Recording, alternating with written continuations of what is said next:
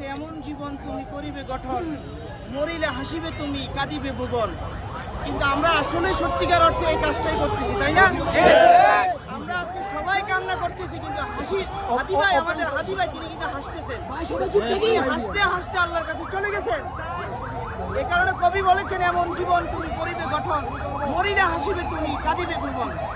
হাদি ভাই আমাদের কারো কোনো রক্ত ভাই ছিল না। গতকালকে আমাদের কিছুদিন আগে হাদি ভাই আমাদের কেউ ছিল না, কিন্তু তার এমন কাজগুলো তিনি করে গেছেন, এমন কাজগুলো তিনি আমাদেরকে শিখিয়ে গেছেন, আমাদের যুবকদেরকে তিনি এমনভাবে অনুপ্রাণিত করেছেন।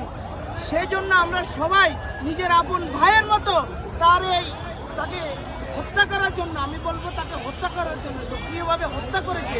তাকে হত্যা করার জন্য, তার হত্যার প্রতিবাদে তার যে কাজগুলো করেছে, এই কাজগুলো আমরা মনে প্রাণে আজকে এখানে যদি আমরা স্লোগান দিয়ে কালকে চলে যাই, তাহলে হাদি ভাইয়ের কাজটা হবে না। হবে হাদি ভাইয়ের কাজটা হবে না। হাদি ভাই তো এটা শিখাই নাই। হাদি ভাই তো এইভাবে বলে যাই নাই যে তোমরা আমাকে নিয়ে এইভাবে করো। তিনি বলেছেন আমি যে কাজগুলো করি, আমি যে কাজগুলো করছি, আমি যেই কারণে শহীদ হয়েছি, আমার সেই কাজগুলো আপনারা মনে প্রাণে দিনের ভিতরে ধারণ করে সামনের দিকে অগ্রসর হতে হবে।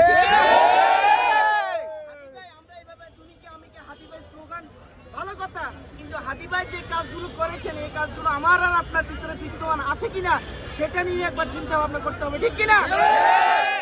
হাদি ভাই যে কাজগুলো করেছেন, এখানে বক্তব্য দেওয়া আমার উদ্দেশ্য ছিল না, কিন্তু আমরা যারা তুমিকে আমিকে হাদি এই বক্তব্য দিচ্ছি, এই বক্তব্যের সাথে আমার কাজের সাথে মিল আছে কিনা ওটা আগে নিজেকে প্রশ্ন করেন। হাদি ভাই যে কাজগুলো করেছে, এই কাজগুলো আমাদেরকে করতে হবে। এই কাজগুলো তিনি যে ভারতীয় আধিপত্যের বিরুদ্ধে কথা বলেছেন, আমাদেরকে সব সময় ওইটার বিরুদ্ধে সোচ্চার থাকতে হবে।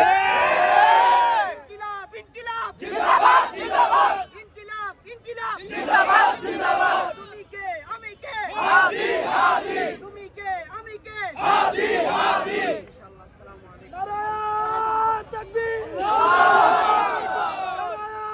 তাকবীর, আল্লাহু আকবার। তুমি কে আমি কে হাদি হাদি, তুমি কে আমি কে হাদি হাদি। সংগ্রাম সংগ্রাম সংগ্রাম, আপুষ্ণ সংগ্রাম সংগ্রাম সংগ্রাম। লিপ্তর জয়বার, লিপ্তর জয়বার, লিপ্তর জয়বার, লিপ্তর জয়বার, জয়বার জয়বার। পরে আমরা যে রাষ্ট্র নির্মাণের জন্য স্বপ্ন দেখেছিলাম, সেই রাষ্ট্র আমরা পাইনি। সেই রাষ্ট্র না পাওয়ার কারণেই মূলত হাদি অনেকটা একাকণ্ঠ হয়ে, যারা তাদের সাথে ছিল তারা অনেকে বিচ্ছিন্ন হয়ে গিয়েছিল, কিন্তু হাদি সেই পথ ছাড়েনি। সেই পথ না ছেড়ে সে একা একাই লড়াই চালিয়ে যাচ্ছিল।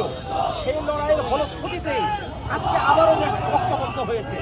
তবে আমরা এখন যেটা জাতির সামনে বলতে চাই যে আর যেন আমাদের এই বিপ্লব ব্যাহত না হয়, আমরা যেন একটা সুন্দর সার্বভৌম এবং সুশৃঙ্খল একটা রাষ্ট্র পাই, যেখানে ইনসাফ থাকবে, ন্যায় বিচার থাকবে,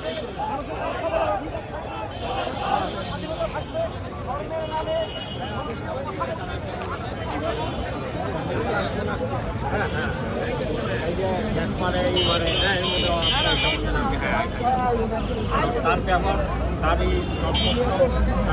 দেখে আমার কাছে খুব ভালো লাগে। হাদি আপনার কাছ থেকে পতাকা কিনেছে? হ্যাঁ, পতাকা কিনেছে। আচ্ছা, এই হাদি এখন তো আসলে আর পতাকা কিনবে না। না, সে তো এখন নাই আমাদের সামনে।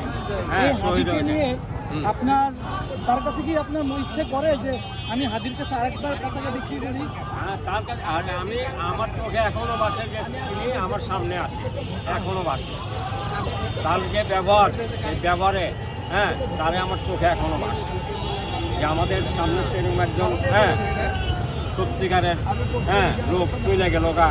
আর সে যে এই ইনকিলাব নিয়ে যে সে কত দূর পর্যন্ত গেছে, সেটা তো আপনারা জানেন। তার ব্যাপারে বলার কোনো কিছু নেই, কেননা তার যদি আমার আপনি বলতে বলেন, আমার এখনও প্রথম কালের দাঁড়িয়ে, তার ব্যাপারে তার তুলনা হয় না। হাদির কাছে আবার যদি আপনার পতাকা বিক্রি করার মতো সুযোগটা আসলে নাই আমাদের, কিন্তু যদি থাকে তখন আপনি হাদিকে কি বলবেন? তখন আমি তারে তো আমি 100% দিব, তারে সম্মান দিব। তার কাছে বিক্রি তারে আমি সম্মান করবো, যেটার হাদিয়া হিসাবে নিব। সেইটা আমি নেবো না যে আপনার কাছে আমি বিক্রি করবো। আমার খাটনি মজুরি হিসাবে তিনি দিছে যে চাচা আপনি এই যে হাঁটতাছেন এই খাটনি, হ্যাঁ কী চান আপনি? আমি খাটনি হিসাবে কাপড়ের মজুরি, ধরেন আপনি কাপড়ের মজুরি, হ্যাঁ কাপড়ের দাম আমার খাটনি যাবে, যেটা 100 টাকা বেশি বিক্রি করি সেইটা হিসাবে তিনি আমার 20 টাকা বেশি যে আপনি এটা চা খান। কালকে যখন শুনেছেন যে হাদি ইন্তেকাল করেছেন, হ্যাঁ তখন আপনার আসলে কি এটা বিশ্বাসযোগ্য তখন মনে হচ্ছে? তখন মনে হয়নি যে সে চলে গেছে, তখন আমার কাছে মনে হয়নি সে। আর কালকে যে জায়গায় অনুষ্ঠান হয়েছে আমি সেটা মনে করে আসিও নি, আমি তো রাত্রে 11 বাজে খবর পেয়েছি, ঠিক আছে। আর যদি রাত্রে যদি আমার মনে হইতো তাহলে আমি রাত্রে আসবো।